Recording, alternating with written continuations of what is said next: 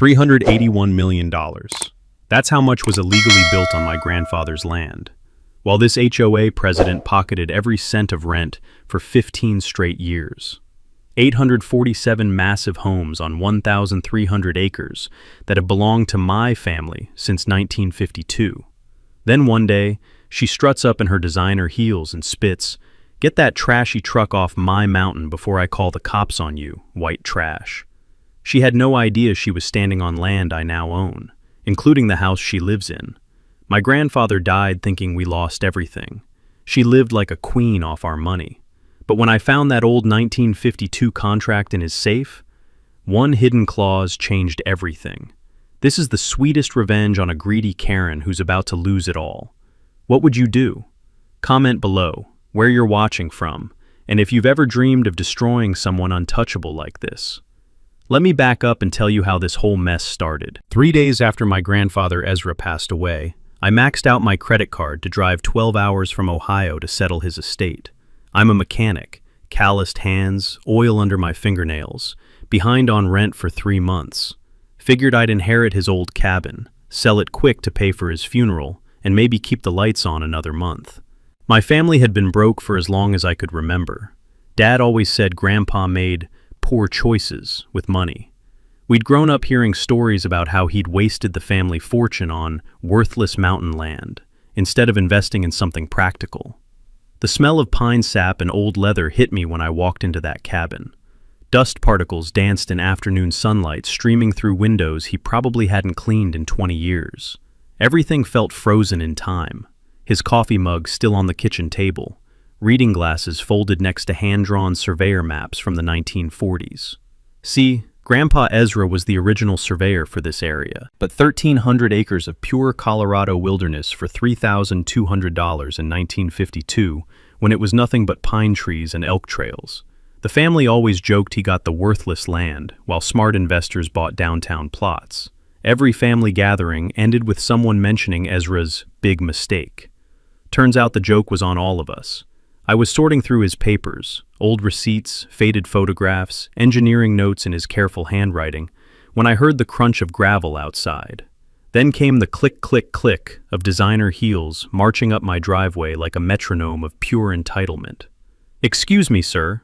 The voice had this ridiculous fake British accent that screamed, "I watch too much Downton Abbey."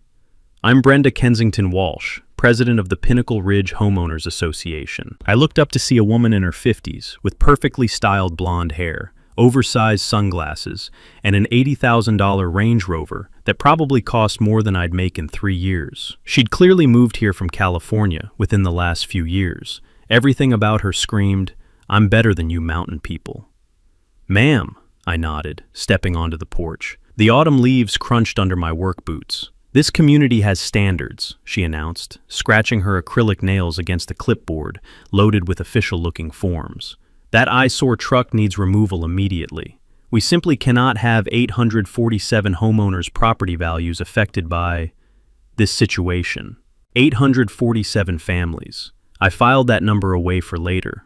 My husband Dennis works for the county assessor's office," she added with a smug smile that made my skin crawl.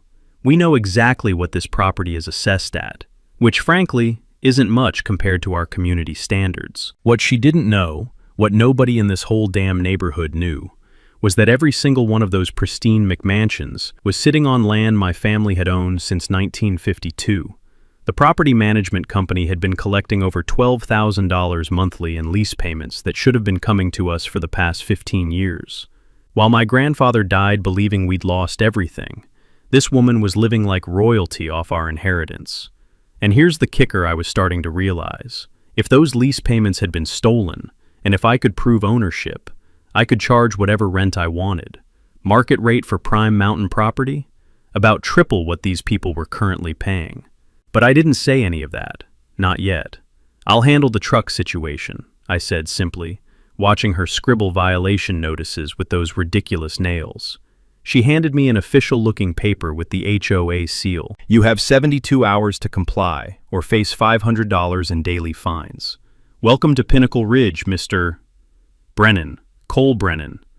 Well, Mr. Brennan, I do hope you'll fit in better than your grandfather did." As her Range Rover purred away down the mountain road, I stood there holding that violation notice, listening to the wind whistle through the pines. I thought about those 847 families, about 15 years of stolen payments, about what they'd say when they found out who really owned their mountain paradise. Time to find Grandpa's hidden safe and see what secrets he'd been keeping. The next morning, I woke up to flashing red and blue lights outside my window. 2 sheriff's deputies stood on my porch at 6 a.m., looking like they'd rather be anywhere else. Behind them, Brenda sat in her Range Rover with a satisfied smirk, cell phone pressed to her ear, like she was commanding a military operation from her luxury bunker. "Mr. Brennan, we have a restraining order here. Ma'am says you threatened her yesterday." I rubbed the sleep from my eyes, tasting the metallic bitterness of adrenaline. I told her I'd handled the truck situation. That's threatening? The older deputy, his name tag read Martinez, looked embarrassed. "Sir, she's also filed a complaint claiming you don't have legal right to be on this property. Says there's some kind of ownership dispute." "Officers, I inherited this place 3 days ago. I've got the death certificate and deed paperwork inside." Deputy Martinez nodded. "That'd be helpful, sir." Mrs. Walsh also mentioned something about back taxes. Her husband Dennis works for the county assessor's office, says he knows the real situation here. That's when the first piece clicked. Dennis Walsh, county assessor. No wonder this scam had run so smoothly for 15 years. After the deputies left, I drove into town with the smell of pine needles and morning frost sharp in my nostrils. The Pine Ridge Public Library sat on Main Street like something out of a Norman Rockwell painting, complete with hand-painted signs that probably violated 6 HOA rules in Brenda's perfect world. Inside, I met Mrs. Opal Cartwright, the librarian who'd apparently been there since the Eisenhower administration. She had silver hair, kind eyes behind thick glasses, and moved between the stacks with the quiet confidence of someone who knew where every secret was buried. "You're Ezra's grandson," she said before I even introduced herself. "Heard about the trouble with that Kensington Walsh woman. Your grandfather was a good man. That woman made his last years hell, always threatening lawsuits over some imaginary covenant violation." The musty scent of old paper filled my lungs as Mrs. Opal led me to the county records section. What we found in those yellowed file folders made my hands shake with anger. Starting in 2005, the assessed value of my grandfather's land had been mysteriously lowered from $2.8 million to just $180,000. Every year, Dennis Walsh had signed off on keeping it artificially undervalued. I remembered my father mentioning something years ago about property taxes being surprisingly manageable on the mountain land. Now I knew why. "This is fraud," Mrs. Opal whispered, running her finger down the assessment records. "Plain and simple." My lawyer father had always told me that when property taxes are based on fraudulent assessments, it can void any squatter's rights claims. Suddenly, that advice made perfect sense. If Brenda tried claiming she owned this land through long-term occupation, these fake tax records would destroy her case in court. The rough texture of decades-old property deeds felt like evidence under my fingertips. Each document told the same story, systematic manipulation going back to when the Walshes first got involved. By noon, I'd called Janet Torres, a property attorney in Denver, who specialized in land disputes. Her voice carried the sharp confidence of someone who'd seen every trick in the book. "Mr. Brennan, you need to file what's called a quiet title lawsuit immediately. It forces everyone to prove their ownership claims in court with real documentation. Given what you've described, we have grounds to challenge every property transfer in that subdivision." While I was building my legal case, Brenda was busy with her own warfare. She'd created a Facebook group called Protect Pinnacle Ridge from Undesirable Elements, where she posted Ring doorbell footage of me performing highly suspicious activities, like checking my mailbox and walking to my truck. The comments section read like a paranoid neighborhood watch meeting, with neighbors debating whether I was a drifter or just not our kind of people. Honestly, watching suburban moms analyze my morning routine like I was some kind of criminal mastermind was better entertainment than cable TV. The sound of my phone buzzing interrupted my research. Sheriff Martinez, who I'd learned was Brenda's brother-in-law, had started scheduling wellness checks on me twice daily. Nothing says innocent homeowner quite like turning law enforcement into your personal harassment squad. But Brenda had made one crucial mistake. While she was playing Facebook warrior and pulling family strings, she'd revealed the scope of their operation. Dennis's involvement meant this wasn't just stolen rent money. This was systematic document fraud involving county officials. I could smell the approaching storm in the crisp mountain air as I sat in my truck outside the library. The engine ticked as it cooled, and I realized I wasn't just fighting an entitled HOA president anymore. I was about to take on an entire network of corruption that had been stealing from my family for 15 years. Mrs. Opal tapped on my window, holding a manila folder thick with photocopied documents. "Take these, honey," she said. "Your grandfather would want you to have ammunition for this fight." Time to see just how deep this rabbit hole went, and whether the Walsh family was ready for a real war. 3 days later, Brenda called an emergency HOA meeting. I wasn't invited, of course, but Mrs. Opal had friends everywhere. According to her source, Margaret Flynn, a retired teacher who lived 2 streets over, Brenda had worked herself into a complete frenzy trying to rally the neighborhood against me. She kept pacing back and forth like a caged animal, Margaret told me over coffee at the local diner, talking about undesirable elements and protecting our investment. Then she called for an official vote, declaring your cabin a public nuisance. The smell of bacon grease and fresh coffee filled the small restaurant as Margaret described the meeting. Only 12 homeowners had shown up out of 847, but Brenda declared it a mandate from the community anyway. Apparently, basic math wasn't a requirement for HOA leadership. "Here's the real kicker," Margaret continued, lowering her voice. She announced a new monthly security fee, $200 per household, to hire private patrol guards. Said it was necessary because of recent security threats. I nearly choked on my coffee. $200 times 847 homes meant another $169,400 monthly flowing straight into Brenda's bank account, disguised as community safety. At this rate, she'd be charging homeowners for the privilege of breathing mountain air. That afternoon, I decided to take a walk around my property lines with the trail cameras I'd ordered online. Perfectly legal to install on your own land, and given recent events, probably necessary. As I mounted the first camera near the eastern boundary, I heard the rumble of a dump truck approaching through the trees. The sound of diesel exhaust and grinding gears echoed off the mountainside. Dennis Walsh was behind the wheel, backing up to dump a load of construction debris right onto my property. Broken concrete, rusty rebar, and what looked like old roofing materials scattered across the forest floor, with a crash that sent birds fleeing from nearby trees. I stayed hidden behind a cluster of aspens, letting my new camera capture everything. The sound of hydraulic pistons groaned as the truck bed lifted, spilling more trash across the meadow where my grandfather used to watch elk graze. When Dennis finished and drove away, I walked through the mess he'd left behind. The acrid smell of old tar and concrete dust burned my nostrils. This wasn't just illegal dumping. It was a calculated attempt to contaminate my land and justify some kind of environmental cleanup seizure. But I had bigger concerns when I got back to the cabin. Buck Martinez was waiting on my porch. Buck owned the hardware store in town, a weathered man in his 50s with calloused hands and the steady demeanor that comes from decades of honest work. He'd been watching me install security equipment all week, and finally decided to speak up.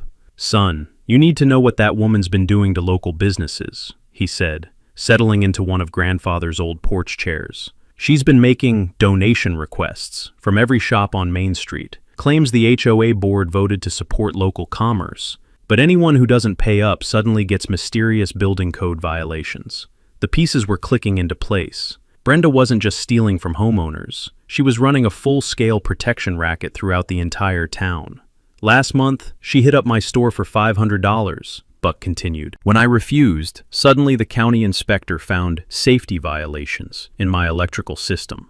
Cost me $3,000 to fix problems that magically appeared after Dennis Walsh's office got involved." That's when I remembered something my uncle had drilled into me during his brief stint as a real estate agent. Property owners control easements, the legal rights that allow people to cross their land to reach other properties. Years ago, he'd told me about a case where a rancher had legally blocked access to an entire subdivision just by closing his private road. "Buck, how many of these houses use the main mountain road to access their properties?" His eyes lit up with understanding.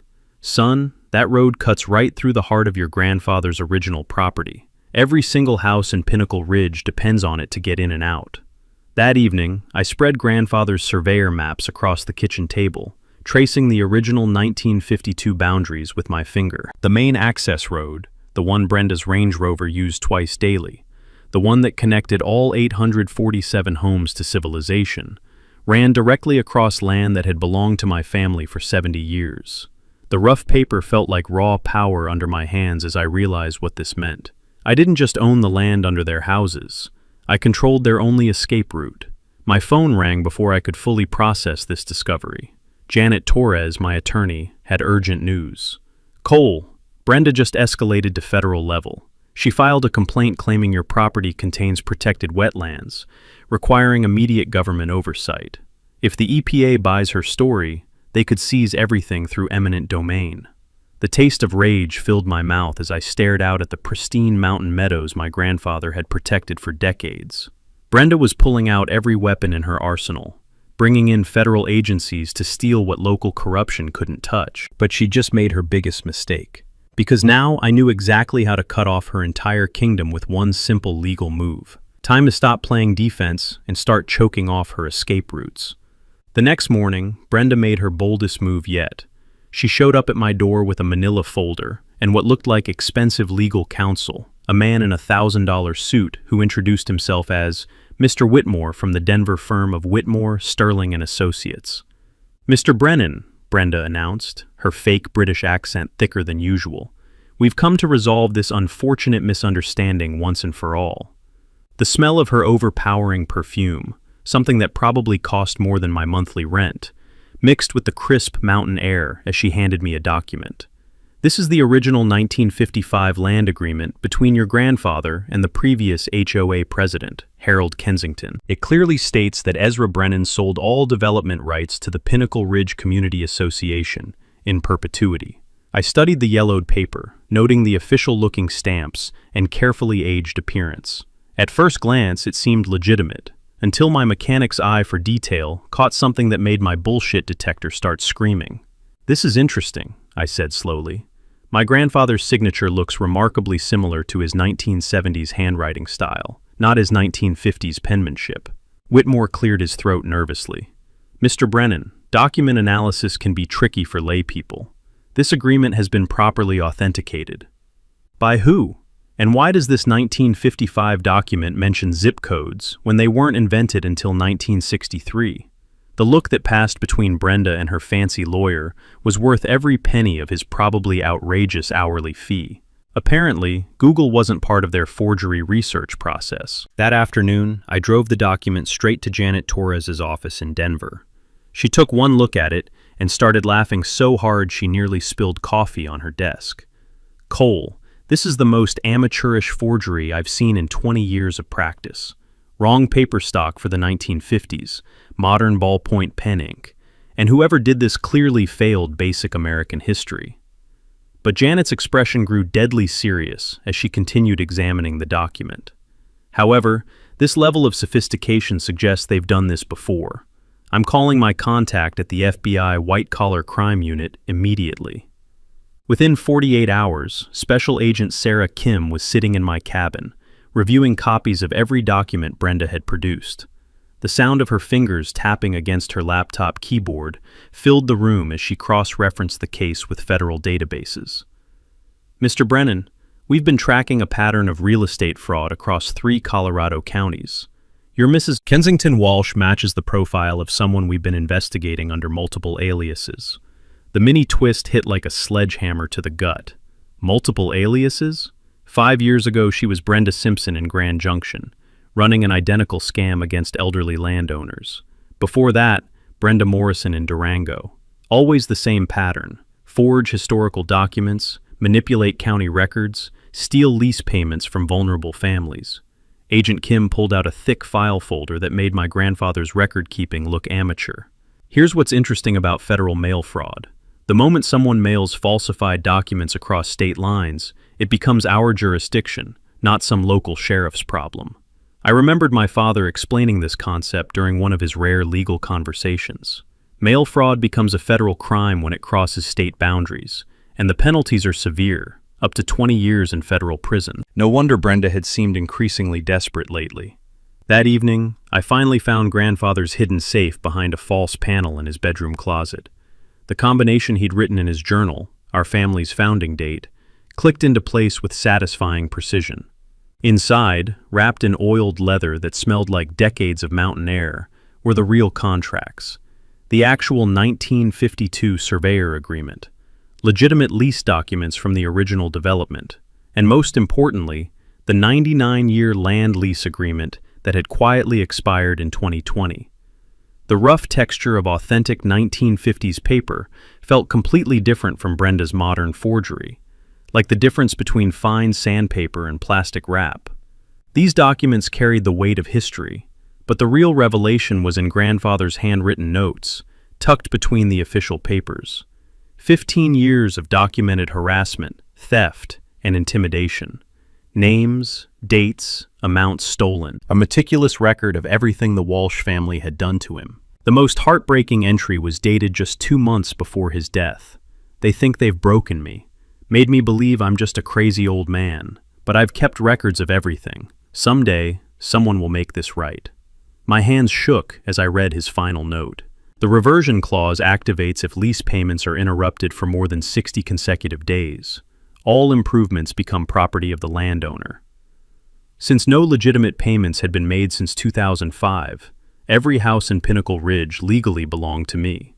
My phone buzzed with a text from an unknown number. Stop digging or you'll regret it. Some secrets are better buried. I looked out at 847 homes twinkling in the darkness, then at Agent Kim's business card. Brenda had just threatened the wrong grandson. I called Janet Torres at 7 a.m. the next morning. Janet, I need you to explain something to me. What exactly is a reversion clause? Her voice was sharp and awake, despite the early hour. Where did you find that term, Cole? In my grandfather's original 1952 contract. It says all improvements revert to the landowner if lease payments are interrupted for more than 60 days. The silence on the other end lasted so long I thought the call had dropped. I could almost hear the wheels turning in her legal mind. Cole, she finally said, her voice barely above a whisper. Are you telling me there's an active reversion clause in the original surveyor agreement? That's exactly what I'm telling you. And according to grandfather's notes, no legitimate lease payments have been made since 2005. Jesus Christ. Cole, do you understand what this means? I was starting to, but I needed to hear it from someone who'd spent decades wrestling with property law. Under Colorado revised statutes, when improvements are made on leased land and the lease terms are violated, those improvements can legally revert to the landowner. We're not just talking about the land under their houses, we're talking about the actual houses themselves. The smell of strong coffee filled my kitchen as I processed this bombshell. Outside my window, I could see the subdivision spread across the mountainside like an expensive carpet of stolen dreams. 847 homes, with an average value of $450,000 each. The math was absolutely staggering. $381 million in real estate that legally belonged to me. So you're saying I literally own their houses? I'm saying that according to Colorado law, when a property lease is systematically violated for years, all improvements constructed during that time become the property of the landowner.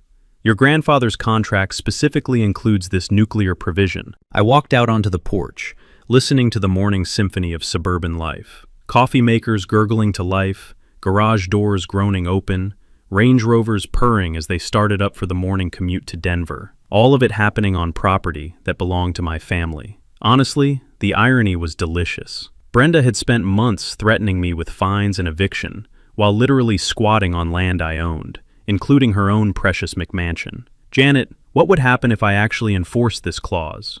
Theoretically, you could evict every single family in that subdivision, immediately, without compensation. It would be the largest residential seizure in Colorado history, the nuclear option. I could obliterate Brenda's entire kingdom with one legal filing, not just her house, but every house she claimed to protect through her HOA presidency. The ultimate revenge would be rendering 847 families homeless to get back at one corrupt woman. But as I watched a yellow school bus pick up kids at the corner, children who had nothing to do with their parents' mortgage situations. I realized that wasn't the man my grandfather had raised me to be. There's another approach, Janet continued, apparently reading the hesitation in my silence. We could use the reversion clause as leverage, file the claim, but offer reasonable purchase terms to legitimate homeowners, force out the bad actors while protecting innocent families. The dusty scent of grandfather's old property books seemed to drift from inside the cabin as she explained precedent cases. Some property owners had used similar clauses to become overnight millionaires. Others had leveraged them to create fair, long-term community solutions. What about Brenda, specifically? She's been living in that house since 2018, long after the lease violations began.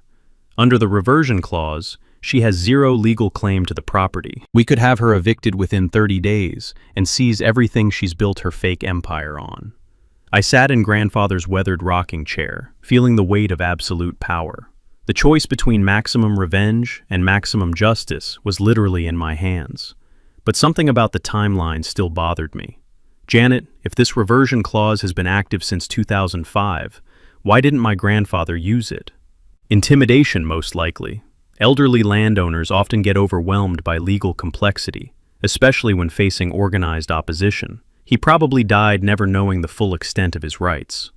That's when I understood what had to happen next. This nuclear option was about to reshape everything. The next morning, I filed the paperwork that would change everything. Janet Torres walked the quiet title action through Denver District Court, while I sat in my truck outside the courthouse, watching normal people live normal lives that were about to get very complicated. The legal document claimed ownership of all improvements on my 1,300 acres, giving every resident 30 days to prove their right to remain. Within hours, my phone started ringing non-stop. Mr. Brennan, this is Patricia Sterling from Channel 7 News. We understand you filed a massive property claim against the Pinnacle Ridge subdivision. Would you like to comment? I declined the interview, but the cat was out of the bag. By evening, news vans were parked along the mountain road, and my quiet inheritance had become the lead story on Denver's evening news.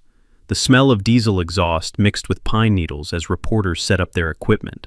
I watched from my cabin window, knowing this media attention was exactly what I needed for the next phase of my plan. That evening, I started making house calls. Not to Brenda's allies, they could sweat for a while. Instead, I visited the families who'd been victimized by her schemes. Margaret Flynn was first on my list. "Cole, honey, come in," she said, ushering me into her cozy living room that smelled like homemade cookies and lavender. "I heard about the legal filing. The whole neighborhood's in an uproar." "Margaret, I want you to know something. This isn't about hurting innocent people. I'm offering legitimate purchase options to families like yours. Fair market value for your lot with 10-year payment plans at low interest." The relief in her eyes was immediate. "You mean we can stay?" "Not only can you stay, but you'll finally own your land free and clear. No more HOA fees, no more Brenda's fake security charges, no more Dennis manipulating your property taxes." I spent the weekend visiting 43 families, explaining the same offer. The sound of grateful tears and relieved laughter followed me from house to house. These people had been living under Brenda's thumb for years, paying illegal fees and enduring constant harassment. Meanwhile, I was installing more than just security cameras around the property. Buck Martinez had introduced me to his nephew, Tony, a former Army communications specialist who now ran a private security company. The whir of drill motors filled the mountain air as we mounted high-definition cameras at every access point to the subdivision. "These aren't just recording devices," Tony explained, adjusting a camera near the main gate. "They're streaming live to a secure server with facial recognition software. Anyone who enters or leaves this property gets logged automatically." But the real trap was more subtle than surveillance equipment. I'd learned something important during my research: one-party consent recording laws in Colorado. As long as one person in a conversation knows it's being recorded, it's completely legal. I started carrying a small digital recorder everywhere, capturing every interaction with Brenda and her allies. The rough plastic casing felt like insurance in my pocket. Sarah Sterling, the local newspaper editor I'd met through Mrs. Opal, had become an invaluable ally. She'd been investigating Brenda's schemes for months, collecting testimonies from local businesses that had been extorted. "Cole, I've got statements from 12 business owners, she told me over coffee at the local diner. Hardware stores, restaurants, even the post office. Brenda's been running protection rackets throughout the entire county. The aroma of fresh coffee mixed with the excitement in Sarah's voice as she laid out her investigation files. This wasn't just about my family's stolen land anymore. We were documenting a criminal enterprise that had been bleeding this community dry for years. "What's your publication timeline?" I asked. "I'm holding the story until you're ready. When you spring whatever trap you're building, I want to be there with cameras rolling." Here's something most people don't know about property ownership research.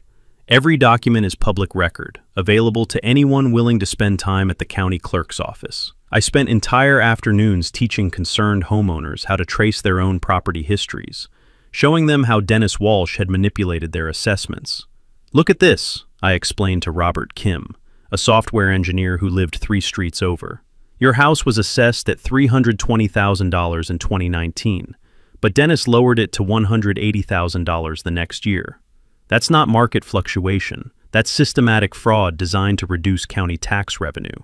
The technique is simple. Request property assessment records by address, compare year-over-year values, and look for dramatic decreases that don't match market trends. When you find patterns of manipulation, you've got evidence of corruption." But my favorite part of the plan was the bait I'd been dangling. Through Margaret Flynn, I'd started spreading rumors that I was desperate for a quick settlement and overwhelmed by the legal complexity. I even had her mention that I was considering selling everything to a Denver developer who'd tear down the subdivision and build condos. The texture of grandfather's old fishing line felt familiar in my hands as I set this particular hook. Within days, Brenda started making calls to schedule a private negotiation to resolve our unfortunate misunderstanding. She thought she was about to prey on another overwhelmed family member. Instead, she was walking into the most comprehensive legal trap I could design. All I needed now was the perfect venue for her final performance, with witnesses, media, and law enforcement present to watch her empire crumble in real time. The community center would work perfectly. Brenda took the bait faster than I expected. 3 days after word spread about my desperation, she showed up at my door with a completely different energy. Gone was the imperious HOA president with her clipboard of violations. This woman looked like she hadn't slept in weeks, her usually perfect makeup slightly smudged around the edges. "Mr. Brennan, I believe we got off on the wrong foot," she said, her fake British accent wavering like a bad radio signal. "Perhaps we could discuss a mutually beneficial arrangement." I invited her onto the porch, making sure my hidden recorder was running. The morning air carried the scent of pine sap and her increasingly desperate perfume, something that probably cost more per ounce than my monthly groceries. "What did you have in mind?" "Well, I've spoken with some investors in Denver. They're prepared to offer you $500,000 for a quick resolution to this unfortunate legal confusion." $500,000 for property worth $381 million. The audacity was breathtaking, even for Brenda. "That's generous," I said carefully, "but I'll need time to consider all my options." Her relief was almost pathetic to witness. Of course. Just remember, legal battles can be expensive and unpredictable. Sometimes it's better to take a sure thing. After she left, I immediately called Agent Sarah Kim to report the attempted bribery. But Brenda's desperation was just getting started. That night, I was jolted awake by the sound of splintering wood and diesel engines. Through my security cameras, I watched a crew of 3 men with jackhammers attempting to damage my cabin's foundation, trying to make it look like a legitimate utility emergency at 2 a.m. The sound of breaking concrete echoed through the valley as they worked to undermine my home's structural integrity. But here's the mini twist that made everything perfect. One of the workers answered his cell phone during the covert operation. "Yeah, Mrs. Walsh, we're working on it now." His voice carried clearly through the mountain air. "Should look like a gas line leak caused the damage. Insurance will cover the demolition, and then you can claim the whole property's uninhabitable. Insurance fraud, attempted destruction of property, and criminal conspiracy, all captured in high-definition video with timestamps and GPS coordinates. But when I tried to call 911, I discovered Brenda's most dangerous escalation yet. My phone had no service, neither did my landline. Someone had cut the communication cables running to my property, isolating me completely from outside help, while the accident was being staged. For the first time since this whole thing started, I felt genuinely afraid. Brenda wasn't just playing legal games anymore. She was willing to physically harm me to protect her empire. I had to rely on my emergency radio to contact Buck Martinez, who called the sheriff's department from town. By the time deputies arrived, the sabotage crew had vanished, leaving behind only tire tracks and damaged foundation concrete. The next morning brought more bad news for Brenda's operation, though. Dennis Walsh got fired from the county assessor's office after the internal investigation revealed 12 years of systematic fraud. The sound of his county-issued truck being repossessed echoed through the subdivision as neighbors watched from their windows. But that's when Brenda made her most desperate and dangerous move. She started a whispering campaign, claiming I was mentally unstable and potentially violent. According to Margaret Flynn, Brenda was telling people I'd threatened to burn down the entire subdivision and was stockpiling weapons in my cabin. These weren't just neighborhood gossip anymore. These were the kinds of lies that could get me killed if the wrong person believed them. Her Facebook posts became increasingly unhinged, sharing heavily edited photos that made my security cameras look like sniper positions, and my legitimate property maintenance look like preparing for war. "This dangerous individual is planning to destroy our community," read one post. "We need to protect our families before it's too late." The problem was that some people were starting to believe her. I noticed certain neighbors avoiding eye contact, crossing the street when they saw me coming. Parents pulled their children inside when I drove past. Brenda was turning me from sympathetic property owner into community threat. But her biggest mistake was targeting Buck Martinez's hardware store with sudden emergency building code violations after he publicly supported my legal position. When longtime community members saw her weaponizing county bureaucracy against a 30-year local business owner, the tide of public opinion finally shifted. "That woman's gone too far," I overheard one neighbor tell another. "Buck Martinez is the most honest man in this town." The smell of autumn leaves and approaching winter carried a sense of finality through the mountain air. Brenda had escalated beyond legal maneuvering into actual criminal behavior, and she was running out of allies fast. But I could feel her preparing one last desperate gambit that would either save her empire or destroy everything she'd built. Time to force that final confrontation before someone got seriously hurt. The breaking point came when they arrested Brenda at Denver International Airport.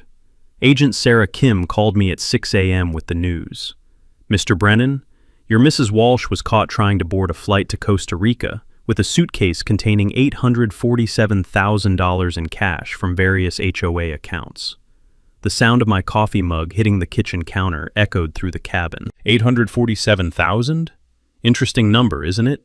Almost exactly $1,000 per house in the subdivision. Looks like she was planning to disappear with every penny of treasury funds she could grab. Brenda's final mini-twist was that she'd been systematically draining HOA accounts for months, knowing her empire was about to collapse. While residents paid their monthly fees, she was literally stealing their money to fund her escape plan. But getting arrested while fleeing the country had triggered something much bigger than local fraud charges. "The IRS is now involved," Agent Kim continued. "Turns out Mrs. Walsh has been claiming those stolen lease payments as tax deductions for property management expenses on her federal returns. We're looking at tax evasion, money laundering, and wire fraud charges spanning multiple states." By noon, news vans were lined up along the mountain road like metallic vultures. The story of an HOA president stealing millions and getting caught fleeing to Costa Rica was cable news gold. But the real drama was happening inside the subdivision itself. With Brenda in federal custody, her remaining allies began turning on each other faster than reality TV contestants. Dennis Walsh, desperate to save himself, started cooperating with investigators and revealing the full scope of their operation. Margaret Flynn called me around 2 p.m. with updates from her neighborhood network. "Cole, honey, you won't believe what's happening. 3 more HOA board members just resigned, and someone spray-painted thief on the Martins' garage door." The Martins had been Brenda's most vocal supporters, claiming I was trying to destroy property values and demanding the county seize my land through eminent domain. Now that the FBI had revealed the extent of Brenda's theft, anyone associated with her was facing community backlash. "There's something else," Margaret continued. "A bunch of us are organizing a residents' coalition. We want to formally support your settlement offer and ask you to help us create a legitimate HOA board." This was exactly what I'd been hoping for. That evening, I called a town hall meeting at the community center for the following week. The smell of fresh-cut lumber filled the air as Buck Martinez and his crew set up additional seating to accommodate the crowd we were expecting. Sarah Sterling, the newspaper editor, had been saving her investigation for this moment. "Cole, I'm ready to publish everything. 15 years of financial records, testimony from 37 victims, documented evidence of corruption at every level." The rough texture of her manila folders felt like justice under my fingertips as she showed me the scope of her reporting. This wasn't just about my family's stolen land anymore. It was about exposing an entire network of corruption that had been bleeding the community dry. My headline is "The Mountain Mafia: How One HOA Stole Millions," she said with obvious satisfaction. "It goes live the morning of your town hall meeting." But the most important development was something I hadn't expected. Families throughout the subdivision started approaching me directly with settlement requests, not because they had to, but because they wanted to be part of building something better. "Mr. Brennan, we've been living under that woman's thumb for 5 years, said Jennifer Walsh, no relation to Dennis, a single mother who lived near the subdivision entrance. "The idea of owning our land free and clear, no more HOA fees, no more arbitrary fines, it sounds like freedom." The sound of genuine gratitude in her voice reminded me why I was fighting this battle. These weren't enemies. They were neighbors who'd been victimized by the same corruption that killed my grandfather. By the end of the week, I'd received formal purchase requests from 673 of the 847 households. At $50,000 per lot, with 10-year payment plans at 3% interest, families would actually pay less monthly than they'd been paying in combined mortgage, HOA fees, and illegal security charges. The financial analyst I'd hired to structure the deals was amazed. "Cole, you're basically giving these people a 40% discount on market rate, while still generating enough revenue to fund community improvements and conservation projects." That's when I realized what my grandfather would have wanted. He'd bought this land because he believed in community, in families having a place to call home.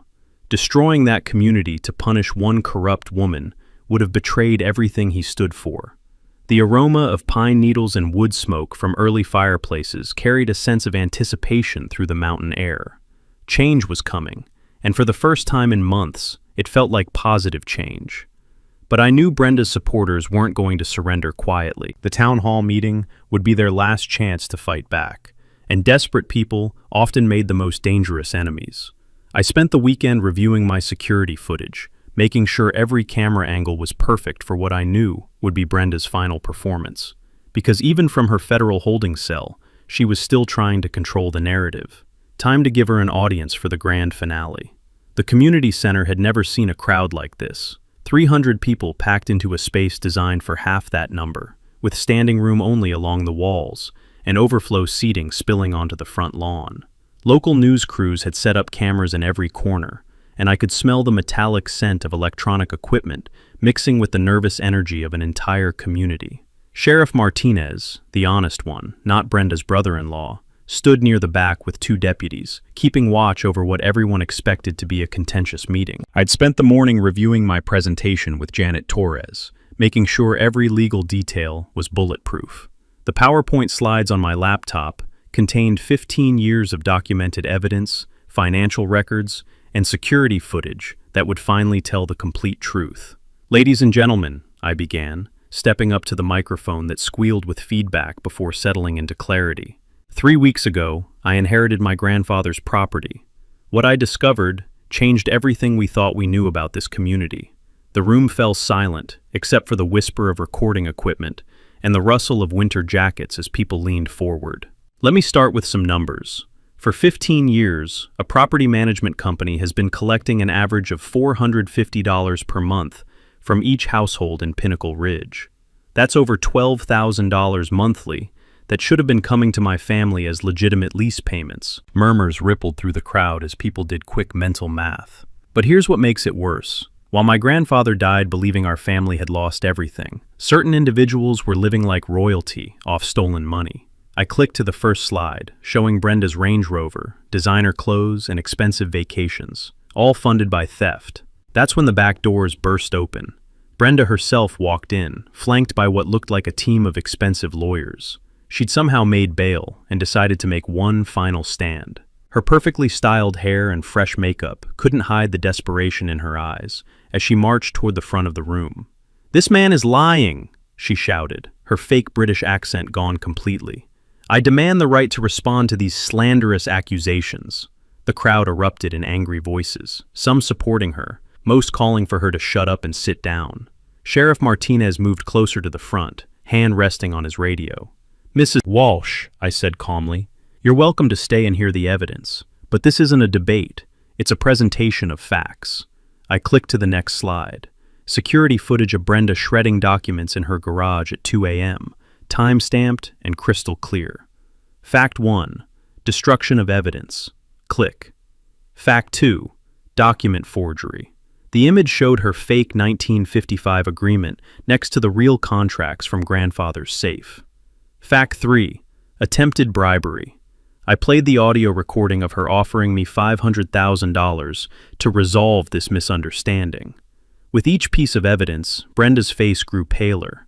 Her lawyers were frantically whispering among themselves, clearly realizing their client had walked into a trap. But I wasn't done yet. Now, here's the part everyone needs to understand about property ownership and lease agreements. I clicked to a slide showing the 1952 reversion clause. When lease payments are systematically stolen for years, Colorado law allows the property owner to reclaim all improvements. The room went dead silent as people processed what this meant. Every house in this subdivision was built on land belonging to my family. Since no legitimate lease payments have been made since 2005, I legally own every building, every driveway, every fence post in Pinnacle Ridge. Someone in the back shouted, "You can't just steal our homes." "You're absolutely right," I replied, "which is why I'm not going to. Instead, I'm offering every family the chance to purchase their lot at fair market value, $50,000 with 10-year payment plans at 3% interest. Relief swept through the room like a physical wave. But first, let me announce the immediate changes to your lease agreements. Effective today, monthly payments increase from $450 to $1,350 per household.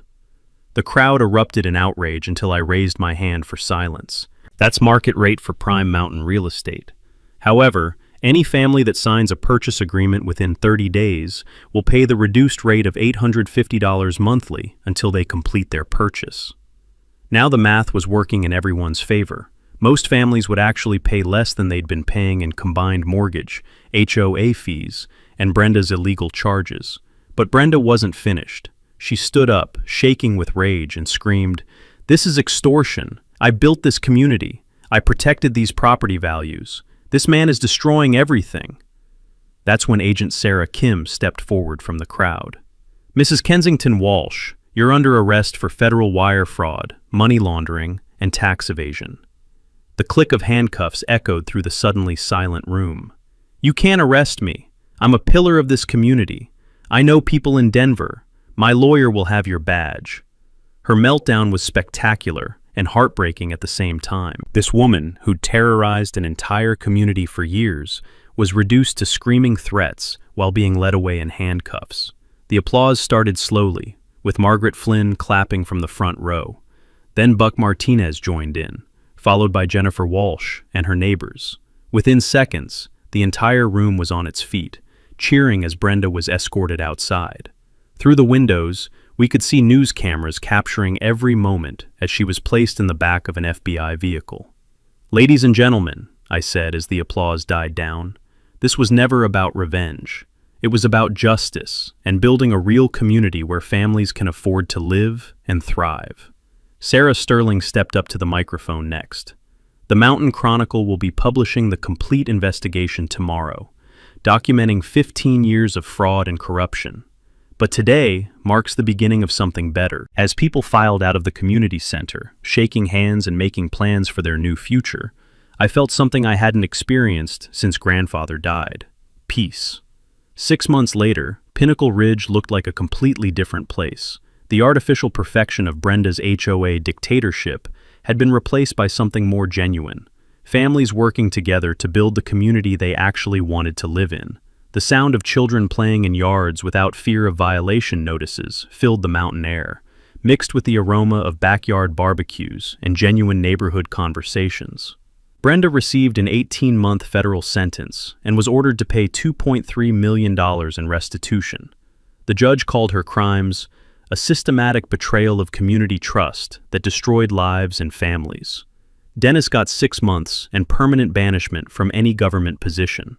But their punishment wasn't the most satisfying part of this story. 847 families had successfully signed purchase agreements for their lots. The Democratic HOA board they elected reduced fees by 60%, while actually improving services. Turns out you can accomplish a lot when you're not funding someone's Range Rover payments. I used the settlement money to establish the Ezra Brennan Memorial Scholarship, providing college funding for local high school students who demonstrate community service. 23 kids received awards this year, including Jennifer Walsh's daughter, who's studying environmental engineering. The conservation project exceeded my wildest expectations. 400 acres of pristine mountain wilderness became a permanent nature preserve, complete with hiking trails, wildlife observation areas, and educational programs for visiting school groups. The smell of untouched forest and the sound of elk returning to their ancestral grazing grounds would have made grandfather proud.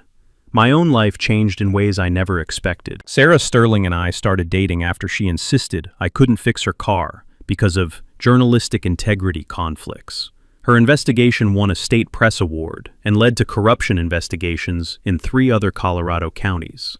I opened Brennan's Honest Auto Repair in town, with Buck Martinez as my landlord and biggest supporter. Word spread quickly that you could trust me not to invent problems or overcharge for simple fixes. Apparently, basic honesty was revolutionary in the auto repair business. The annual Pinnacle Ridge Freedom Day became our biggest community celebration, marking the end of HOA corruption and the beginning of genuine self-governance. This year's festival featured live music, local food vendors, and a dunking booth where people could pay to dunk actors dressed like corrupt HOA presidents. Even the kids loved the symbolism. The sound of laughter echoed across the mountain meadows as families enjoyed their first summer of actual freedom. Property values increased 15% once word spread about our reasonable fees and honest governance. Turns out people want to live in communities that aren't run by criminals. I kept one reminder of the whole ordeal: grandfather's original 1952 Surveyor compass, displayed on my kitchen table next to his final journal entry. "Someday, someone will make this right," he'd written. Every morning, I read those words and remembered that justice sometimes takes decades, but it's always worth the fight. 3 weeks ago, I received an email that made my blood run cold. A family in Texas facing an identical HOA fraud scheme, complete with stolen lease payments and forged documents. The pattern was unmistakable.